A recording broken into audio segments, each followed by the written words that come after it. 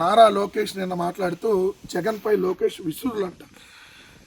నేడు మావిగన్ను రేపు బెంతాహై అని జగన్పై లోకేష్ విసురులంట. మాది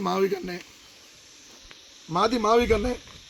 మచిలీపట్నం, విజయవాడ, గుంటూరు 110 కిలోమీటర్ల రాజధాని. ఎస్, మా వైఎస్ఆర్ కాంగ్రెస్ పార్టీ నినాదం. రావాలి జగన్, కావాలి మావిగన్. ఇదే మా 2029 ఎన్నికలలో వెళ్తాం. దీంతోనే మీకు దమ్ముంటే ఎస్, లక్షల కోట్ల రూపాయల అప్పులు తెస్తాం, లక్షల ఎకరాల భూములు తీసుకుంటాం. మా ఇష్టం ఎంతైనా ఇచ్చుకుంటాం, ఎంతైనా దోచుకుంటాం అని చెప్పి ఎలక్షన్కి వెళ్ళి నీకు దమ్ముంటే మిస్టర్ బ్లడ్ బుక్ లోకేష్ బెంతాహై. మరి నువ్వేంటి కసింహై, మిస్టర్ కసింహై లోకేష్. కసింహై అంటే తెలుసు కదా, కర్రకట్ట, సింగపూరు, హైదరాబాద్. కసింహై లోకేష్, మిస్టర్ కసింహై. మా నినాదం మావిగన్నే. సో నువ్వు చెప్పి దానికి సమాధానం ఏంటో? శాతగాని దద్దమ్మవు నువ్వు. ఏదో అడ్డదారులు ఈరోజు అధికారంలోకి వస్తే పేటు ఎగిపోతున్నావు. మీ నాన్నని అరెస్ట్ చేస్తే ఢిల్లీ వెళ్ళి అమిత్ షా కాళ్ళు పట్టుకున్నావు. సిగ్గులేని బతుకులు. ఏందా నువ్వు మాట్లాడేది మరి మా మీద? మీ తండ్రిని అరెస్ట్ చేస్తే నిన్ను కూడా అరెస్ట్ చేస్తారని పారిపోయి ఢిల్లీలో దాక్కున్నా పిల్లివు నువ్వు, మిస్టర్ కసింహై లోకేష్. ఢిల్లీ వెళ్ళి అమిత్ షా కాళ్ళు, బూట్లకి దండాలు పెట్టి ఇది మీ బతుకు. కానీ 16 నెలలు జైల్లో పెట్టిన మగాడిలాగా కాలర్ పైగరేసి బయటకు వచ్చి ప్రజల కోసం నిలబడ్డాడు మా నాయకుడు. అది మగాడి లక్షణం. జగన్ గారిలో చూసి నేర్చుకో. ఏదో చేతిలో అధికారం ఉందని చెప్పి పిల్లి పులైపోదు లోకేష్. అధికారంలో ఉంటే ఆ అధికారం మదంతో పిల్లి కూడా పులిలాగా ఫీల్ అయిద్దేమో.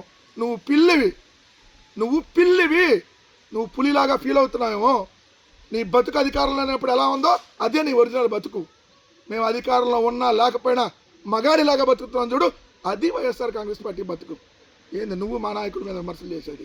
నువ్వెంత, ఇదంతా మీ నాన్న లేకపోతే నీ బతికేంది. ఈరోజు సింగిల్గా ఈరోజు నువ్వు ఎమ్మెల్యే కాలేవు, ఎప్పుడు సర్పంచ్ కూడా కాలేవు సింగిల్గా నీ బతుక్కి. ఏంది నువ్వు మళ్ళీ మా గురించి మాట్లాడేది? మన పార్టీకి తెలుగు యువత, తెలుగు రైతు, తెలుగు మహిళ లాంటి విభాగాలు ఉన్నాయి. మీ పార్టీకి ఈ విభాగాలు కాదు ఉంది. గంజాయి యువత బ్యాచ్, బ్లేడ్ బ్యాచ్ అన్నీ మీకున్నాయి. డైరెక్ట్గా ఎంపీని డ్రగ్స్ తీసుకొని పట్టుబడతాడు. రేపులు చేస్తూ ఉంటారు ఈ పార్టీ నాయకులు.